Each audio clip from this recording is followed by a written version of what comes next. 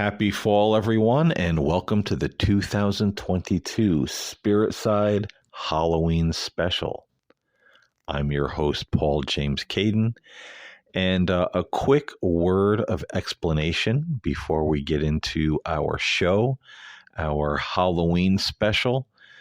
Some of you may be thinking, oh, is he now bringing the spirit side back? The answer to that question, at least at the moment, is no. This was interesting because I didn't really have a topic for this week's podcast. And I happened to be looking online and I ran across this article that really just kind of jumped off the page at me. And I started putting together ideas for the podcast. And I told my wife, I said, gee, this sounds more like one of the topics I would cover in my old show, The Spirit Side. And then this light bulb just went off that I've seen at least a few other people that have a podcast on YouTube or on a podcasting platform like this, and they'll do two different shows on their particular channel. And it just struck me, and I said, what a great idea. Why not bring the spirit side back once in a while for these special conversations that kind of fit into the genre of that show? I know a lot of people miss the spirit side. I sometimes do too. It was my first show. I loved it. And this is a great way to keep the spirit or the spirit side alive. Because on that show, we talked about spirituality, the paranormal, social issues, you name it, any topic. Nothing was off limits, but it all had the spiritual perspective or flavor, if you will. So with that being said, let's launch into the Spirit Side Halloween special. And we're asking the question, can the movie Hocus Pocus 2 unleash hell on your kids and in your home? According to Texas mother Jamie Gooch, it absolutely can. Mrs. Gooch says that a worst case scenario is you unleash hell on your kids and in your home. The whole movie is based on witches harvesting children for blood sacrifices. She continues, do not watch this film. Everybody thinks it's fake and innocent, but they could be casting any type of spell that they want to. Anything could be coming through that TV screen into your home. Gooch explained that her family has not participated in Halloween in about 4 or 5 years because the thought of exposing her kids to darkness pains her. Gooch's warning goes beyond just Hocus Pocus 2, as she thinks all parents need to be mindful of what media their children are consuming. I think it goes further than just a movie, says Gooch. It goes further than Halloween. It's a year-round thing. We constantly need to be cautious of what we're consuming, what we're bringing in, and what we're sending out. Gooch says, I believe whatever comes in our home through the TV screen, there are things attached to it. I've seen for myself the things that I've watched with my own eyes or heard over a TV screen. They become manifested in real life. And then I think, oh my gosh, what did I consume? Now, to be quite honest, Mrs. Gooch is not entirely wrong about what she's saying here. We do have to be careful about what we consume, what we expose to our eyes and our ears. As a certified hypnotherapist and hypnotist, someone who has studied at length in the realm of metaphysics and Christian metaphysics, which has to do with how our thoughts affect our lives and, even our own physical body. It can be pretty dangerous to expose ourselves to certain things. When I watch TV, when the commercials come on, I generally mute them because all we hear about is prescription medications, sickness and disease, and that kind of thing is like a mantra. It is the power of suggestion. And the teacher that I learned from to become a certified hypnotherapist, his name was Wayne Perkins. And he said, he was telling us, in the class that we would be surprised if we knew how many people in the advertising industry want to learn about waking hypnosis. And interestingly enough, he said a lot of TV evangelists come to these seminars to learn about waking hypnosis. Now, what is waking hypnosis? It is a statement given to someone who is not in hypnotic trance to get them to act on something. So when you see a TV commercial, where they're selling a product and they'll say, "Get yours now." Or, one of the catchphrases they would say is, "Pick up the phone and dial, order yours today." That is a quick waking hypnosis suggestion that there's a certain amount of people that will act on it.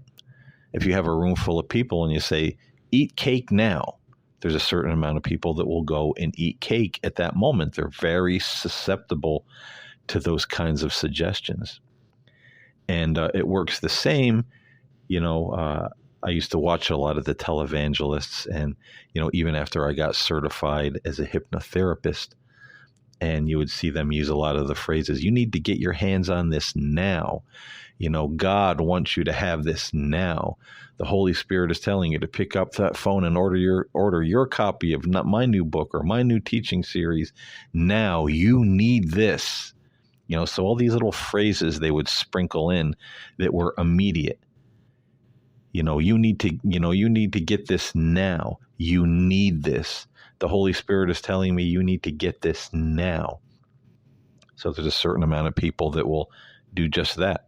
Get their credit card, get their checkbook, order now. Same thing with the drug commercials, why I mute them. I find a lot of them very concerning. I remember one about breast cancer a number of years ago. It started out with some, music, and then there was the pink ribbon, which is the symbol of, breast cancer survival or breast cancer awareness. And the first words, after a few seconds of the music, the very relaxing music, came a female voice that said, "You have breast cancer." And they played this commercial, every commercial, first commercial during the morning news for probably almost a year. Now, if you're exposed to something like that through TV, radio, another person, you have breast cancer. You have breast cancer. Another one, when I was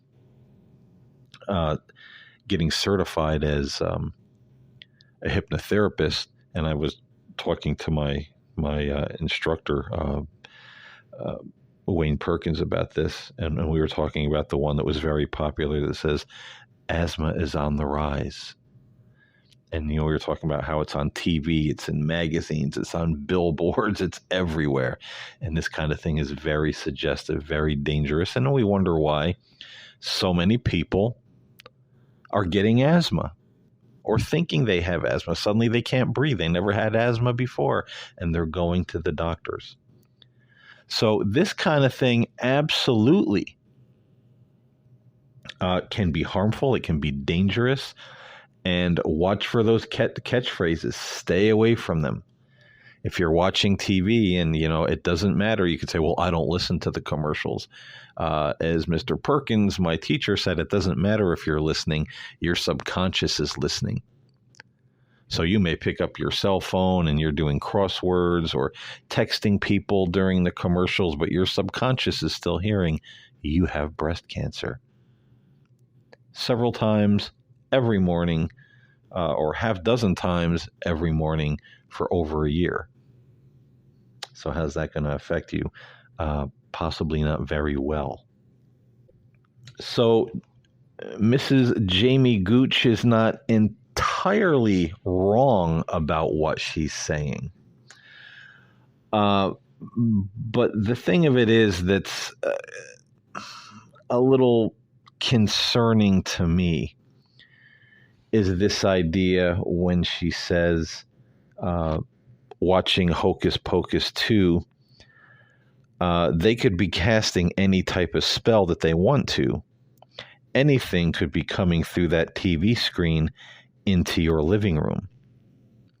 Now, this is a very popular evangelical thought that every horror movie that you watch is written and produced and starring people that are witches or Satanists or black magicians or satanic witches, and it's all filled with real spells and real symbols that are unleashing curses right into your home.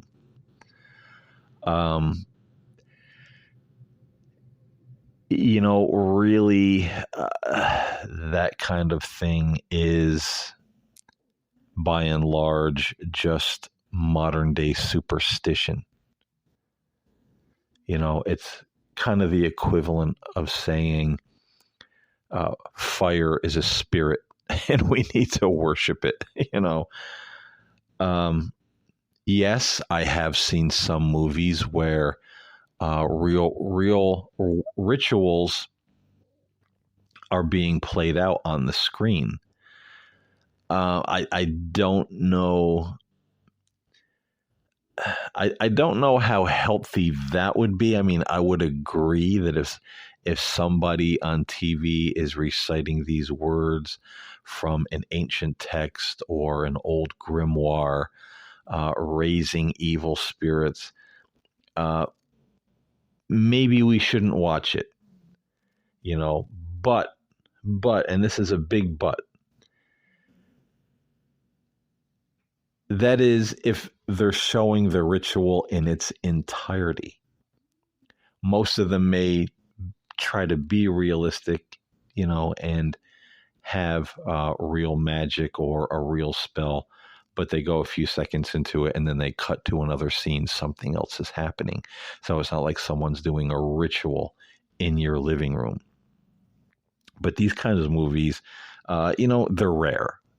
It's very rare you're going to see somebody doing a real black magic ritual in a TV show or a movie on your TV screen. It's incredibly rare. I've only seen it a few times in the 55 years that I've been consuming horror movies, both old and new, since I was a kid. And, I'm also someone who studied a lot of comparative religions. I've studied a lot of different religions out there, including that of Wicca, witchcraft, you name it, different folks who get into magic and casting spells, and there's just not a lot of that's going on. I mean, I would say if that becomes the norm, then maybe that's something we would have to sit up and take notice and say, is this healthy to watch? But Hocus Pocus 2, is this using real witchcraft? I watched the movie. I never watched Hocus Pocus. I watched it for the very first time this year at the suggestion of a family member who loves it and says, oh, if you like Halloween movies, you got to watch it. So we watched it.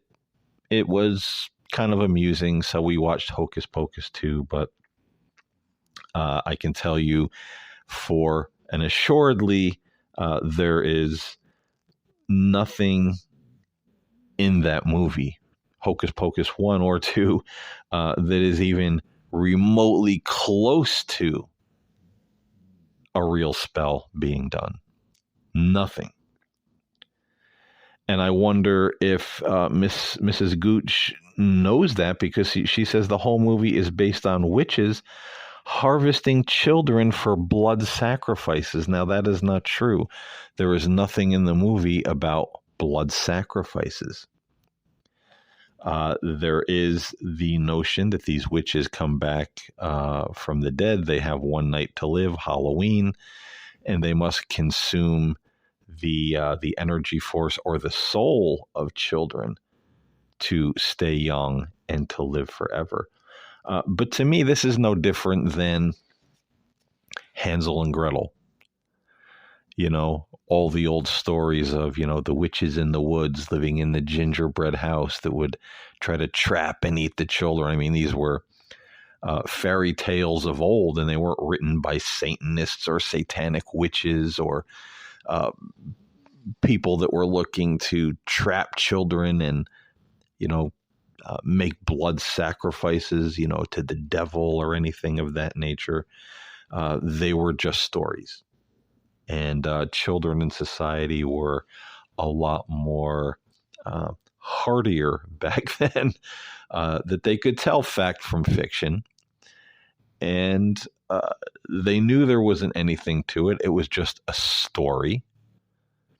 If it scared their kids, well, they didn't read it to their kids. If their kids had crazy nightmares over, Hansel and Gretel or Jack and the Beanstalk or whatever the case may be, then they wouldn't read it to them. If it gave them nightmares, they didn't read it to them. But they didn't think witches and ghosts and demons were unleashing hell on their kids and on their family. They understood fact from fiction back then. They were,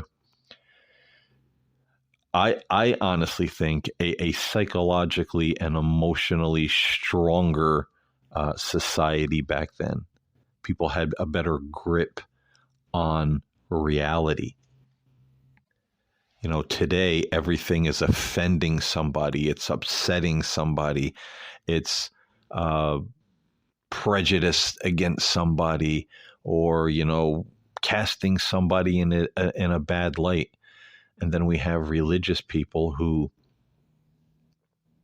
come up with ideas like this, that ghosts and demons and devils are coming through your TV screen right into your home, and they're going to unleash hell. Never have I seen anything like that happen. I believe in God. I've been a believer in Christ most of my life. I've known a lot of people who have very strong faith, but they like to watch their news. They like to watch their spooky stories.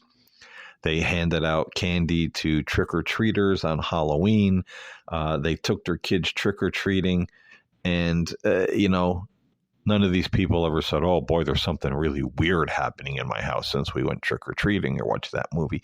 Never.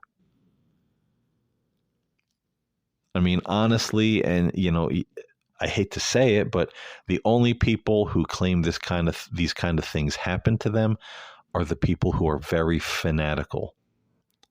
The kind of people who see biblical prophecy in a baseball game. I remember there was a thing, who was the guy? I'm not a baseball fan, but there was the guy, I think he was, he might have been on the Yankees. I don't know, but the player's name was Judge. Probably a lot of you know who I'm talking about. And he had this home run record this year. And I saw all over the internet, what does this mean? His name is Judge. His number is 99, I think it was, and he hit this many home runs. And what does that mean as far as biblical prophecy goes? Well, it means Jesus is getting ready to do this, and the Antichrist is getting ready to do that. And crazy things people pick out of sporting events, movies, songs, articles, the one ads, for crying out loud. They're seeing biblical prophecy. There just seems to be this uptick in such superstitious mindset. I mean, Christians of old Do we realize that Halloween or All Hallows Eve or All Saints Day, many of them would sit around a bonfire and tell ghost stories? Didn't mean they worshiped the devil.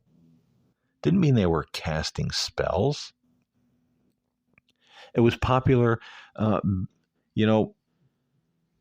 years ago, to actually sit around and tell scary ghost stories on Christmas. Families did this.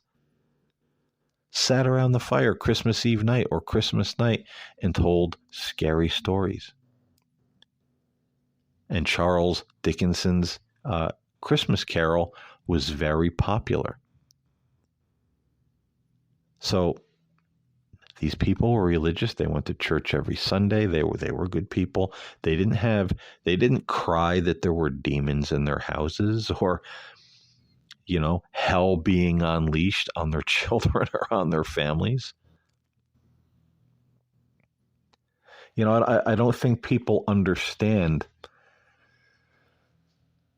when it comes to this whole phenomenon, and I've said this before, and I'm not going to get too deeply into it, but we have this phenomenon now that the holidays are pagan. You're being displeasing to God. You're worshiping pagan gods, and you have all this satanic, pagan, and demonic imagery with Christmas trees and jack-o'-lanterns, and what that could bring into your home. You better watch out. And I did, probably 5-6 years ago or more, when I first started podcasting and doing the Spirit Side podcast, where I did a video on YouTube that I talked about this, that, back in, when I was a kid and beyond, Christians celebrated Halloween. But they didn't look at it as something that was satanic or worshiping the devil. It was just family fun. Kids dressed up as ghosts or hobos or a fairy princess or Charlie Brown or Evel Knievel, the stuntman, Raggedy Ann. It wasn't all monsters. I mean, there were kids that like to dress up as that sort of thing. I was one of them. When I saw somebody who was a bum or Raggedy Ann, I was like, that's not a Halloween costume. You got to be scary. But I wasn't worshiping the devil. My family wasn't worshiping the devil. We didn't see, hell on earth released upon us or in our homes doing these things, and neither did anybody else. The only people who sat there, don't celebrate those holidays, don't celebrate birthdays, were fringe groups like Jehovah's Witnesses. And most people thought they were very peculiar. There were even religious, ministers and theologians who would say, that, these people are, kind of like a Christian cult, and they got a lot of things that are really backwards in what they're saying about this.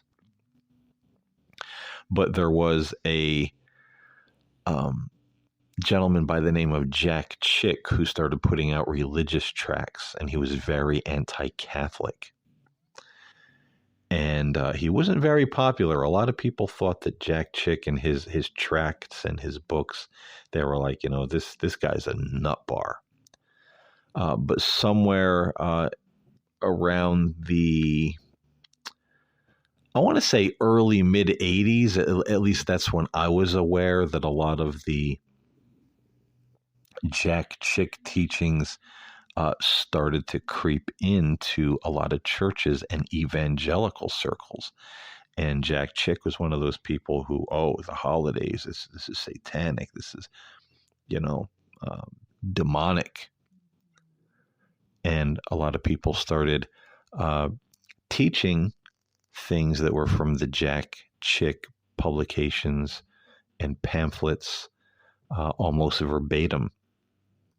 And of course, once the televangelists really started preaching this Jack Chick-esque message, well, a lot of churches started preaching it as well, because a lot of churches at that time took their messages from the televangelists that were very popular because they wanted people in the pews on Sunday.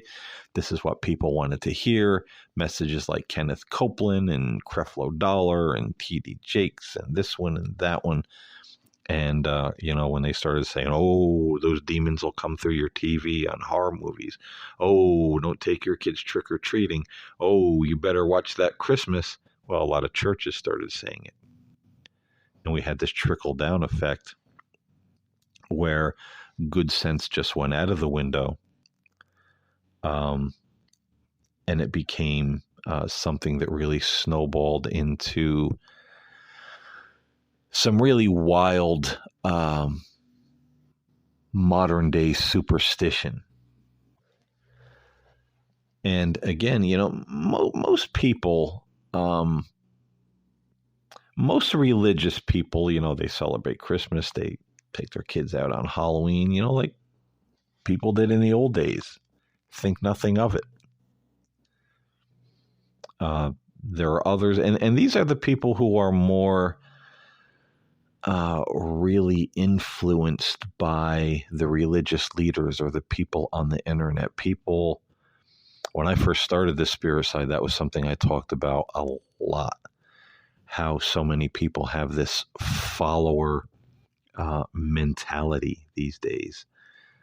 They will look for anyone who will tell them what sounds to be the truth, whether it is or not. If it sounds plausible, if the teacher or the preacher sounds halfway like he knows what he's talking about and he sounds confident, and here we go with that power of suggestion again. We have, with the era of YouTube and the internet, we can go anywhere and see people with that very serious look, and they look, like they're very confident, saying, I'm telling you right now, you better not do this, and this is evil. And you think I'm joking? You think I'm making this up? Let's go to the, however they put it, very, a lot of authority behind their words. And that is something that will catch people. And they'll start falling into these menageries. And when it started happening in around the mid-'80s, as it got more popular, is when you started seeing more people who were supposed to be Christian out there at Halloween. When a little kid would knock on their door for trick-or-treat, they'd open the door and spray Raid in their faces. Now, that's a wonderful Christian thing to be doing. And a lot of people did it back then. They would open the door and yell at people. They would throw hot water at them. They would spray bug spray in their faces. They would open the door and grab the trick-or-treat bag from these little kids and just throw them out in the middle of the road, and then hand them a Bible tract and tell them they better go home and get saved and get their parents saved. It was flippin' nutty is what it was. But here we are in 2022, still following in the footsteps of this kind of fanaticism that I've seen born into different Christian sects and denominations and individuals right before my very eyes. As I said in that first Halloween show 5, 6, 7 years ago, however long it was, I seen when this began to happen.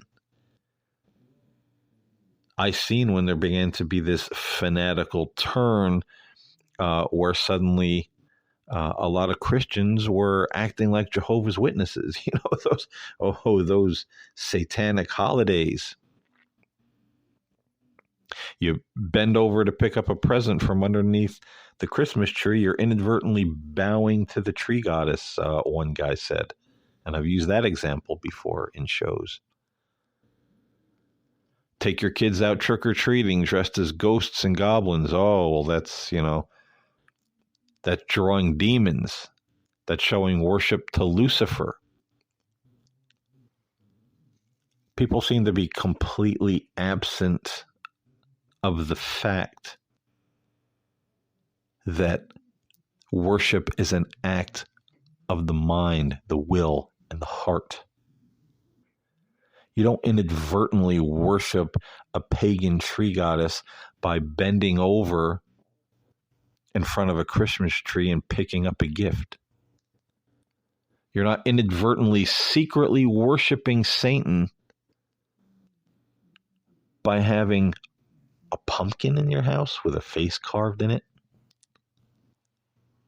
To some people, it's just decoration. And I might add, those people are not having demons crawling all over the walls of their houses. Halloween is over, they blow out the candle, they throw out the pumpkin, they go on to the next thing. They're not having trouble with their children being possessed or living, the events of the Amityville horror in their homes. It's just not happening. So people have to understand worship is of the mind, the will, and the heart.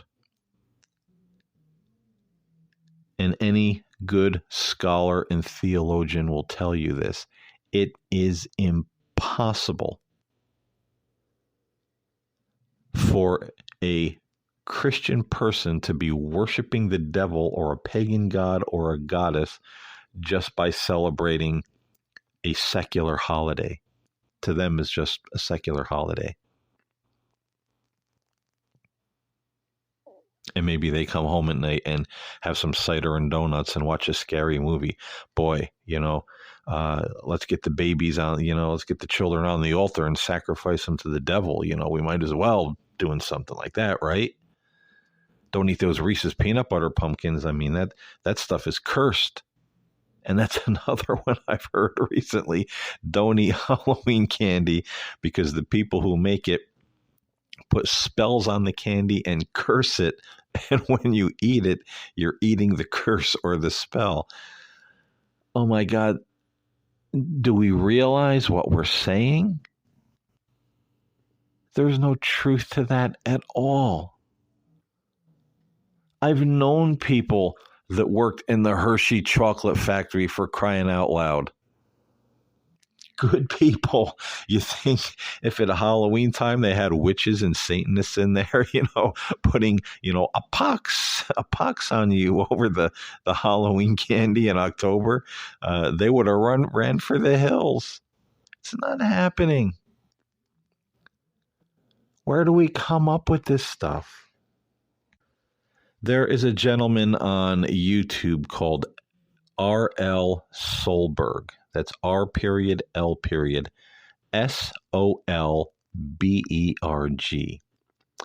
He is a Christian. He is a professor. He has videos on his YouTube channel, and if you scroll through his videos, he has some videos on asking, is Christmas a pagan holiday? Is Easter a pagan holiday? Or are we in danger? Are Christians in danger by celebrating these holidays? And of course, his answer is no. And he walks through. He's a very positive guy. He's not browbeating. He's not stone faced and shouting. He's a very pleasant individual, and I'm hoping one day to actually have him on my regular show, the Angel Scrolls Project. I'd really like to talk to him. He seems like he's a really nice man. And I'll leave a link in the podcast description that you can copy and paste to go to his YouTube channel and, look at his videos describing about, Christmas and Easter and are these pagan holidays we need to fear and stay away from. He does a wonderful job of explaining some things and, hopefully breaking some of this superstitious spell that so many people are under. And that seems to be the only spell a lot of people are under when it comes to Halloween. Never mind Hocus Pocus. Never mind, the Halloween candy and the costumes and the jack-o'-lanterns.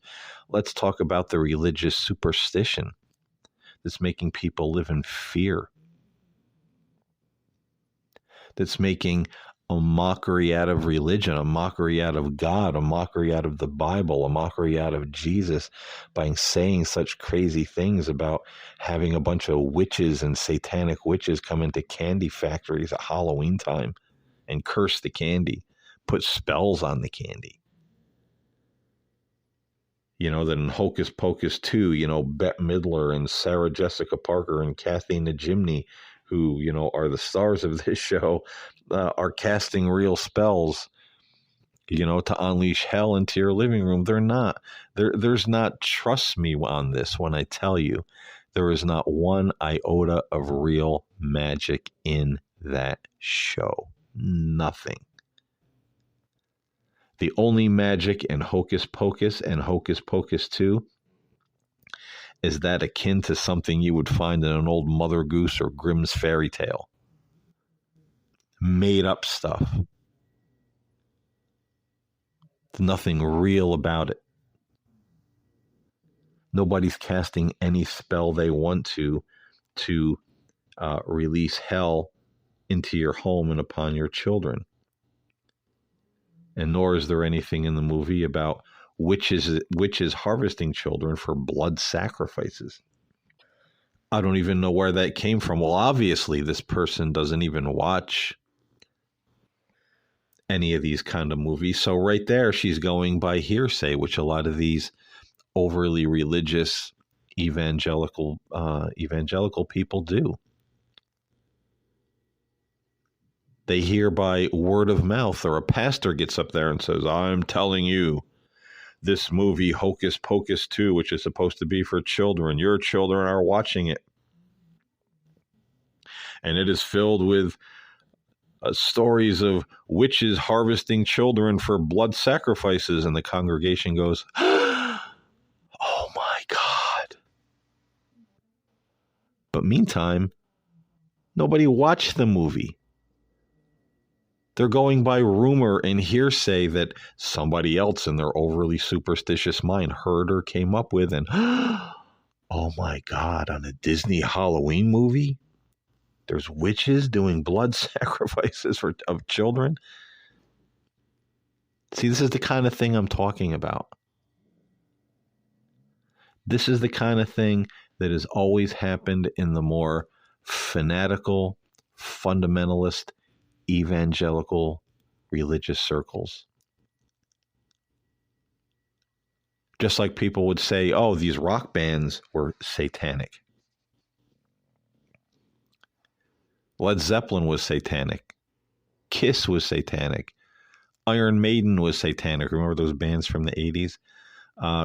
Iron Maiden was not satanic. They weren't religious people, but they were a group of people, a group of guys from the UK that were interested in this sort of thing. All the stories of, religion and the supernatural and the afterlife, and their album, what was the one that really had attention back in the day? I was quite young when it came out. It was The Number of the Beast or something like that. And boy, that was a satanic album. No, it was an album that they made because they were fascinated with the story of the Antichrist in the Bible, and that's what inspired the album. Kiss, they were satanic. Knights in Satan's Service. Let's never mind that two of the members were Jewish, though they were non-practicing Jewish, and the other two were Catholic.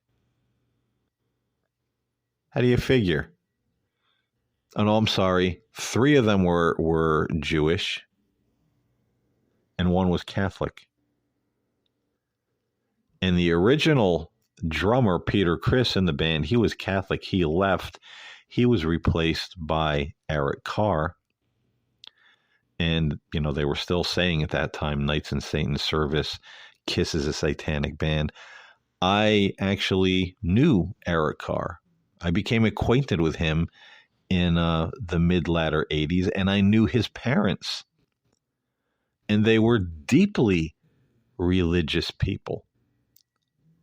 And Eric Carr, his mother told me when he was like on the tour bus or flying, going, doing these tours, he was often took a stack of Christian religious books with him. He loved that guy Charles Stanley, the older guy, the I forget what church he ran, but that whole entire family, they loved Charles Stanley. They loved religion. They were always like, reading and studying and watching, and I would talk about it with them. So right there, they were not satanic or writing satanic lyrics. I read a thing after Eric Carr died. Sadly, he passed away of cancer, and it was 1991 or 1992. And years later, I saw an article on the internet that said rock stars that died an early death because they had laid leagues with Satan because of their rock band and their lyrics and the things that they practice. And there was Eric Carr's name on the list. And I just shook my head and I said, my God, people just go by hearsay, they go by rumor, they go by religious untruth and judging others and these crazy stories people come up with. And they ought to be ashamed. Really, they ought to be ashamed sometime, because this isn't religious. This isn't Christian. Spraying Raid in the faces of kids trick-or-treating, grabbing their bags of candy and throwing them out in the middle of the road, pushing them off of your porch, hitting them with eggs, hitting them with rotten tomatoes. Christian families doing these things to little kids trick-or-treating on Halloween because Halloween is the devil's night. Coming up with crazy stories. Witches casting spells and putting curses on Halloween candy. Hocus Pocus 2. Doing any spell they want to unleash hell into your living room. And there's not even anything real in the movie. Oh, these satanic rock bands. Oh, man, they're in league with the devil. Don't let your kids listen to these. Look at this guy. He died. He died young because he was in one of these satanic rock bands, Kiss. And meanwhile, him and his parents were some of the nicest, sweetest, soft-spoken, generous Christian people you ever wanted to meet. And I know because I talked to them.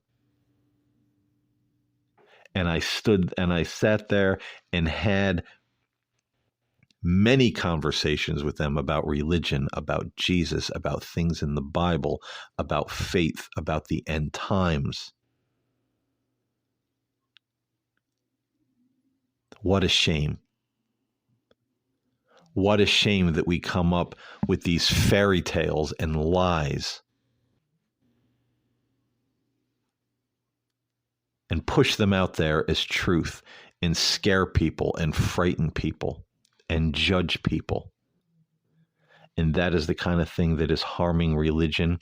That is the kind of thing that is harming the name of God, the name of Christ, and making it nothing but a parody of itself. And we need to stop. So no, ladies and gentlemen, and no, Jamie Gooch. Hocus Pocus 2 is not casting spells into your living room. It will not unleash hell on your children and in your home. That is a myth. That is a story. It has nothing to do with witches gathering children for blood sacrifices. Maybe watch the movie before you speak, because here's the thing. In those kind of religious circles and sects, most of the time we're getting untruths or down and out, and I hate to say it, lies from the pulpit. Do you know how many other religions I heard twisted and demonized from the pulpit and televangelists back in the day. Oh my God, Buddhists believe in that. Oh my God, Muslims believe in that. Oh my God, these people believe in that. And then when I started doing studies on comparative religion, I found out they didn't believe in that. They didn't do that. Stories, untruths, and sometimes, more times than I would like to admit back in the day, out and out lies. So please do your research before you speak on these things. Please understand what you're talking about. Because this kind of thing just makes religious people look crazy. Makes us look like a bunch of nuts. And nobody wants that. So folks, I hope you enjoyed the Spirit Side Halloween special. I hope you got a little something out of it today. I'll see you in my next podcast. Until next time, happy fall. Dare I say happy Halloween, and God bless.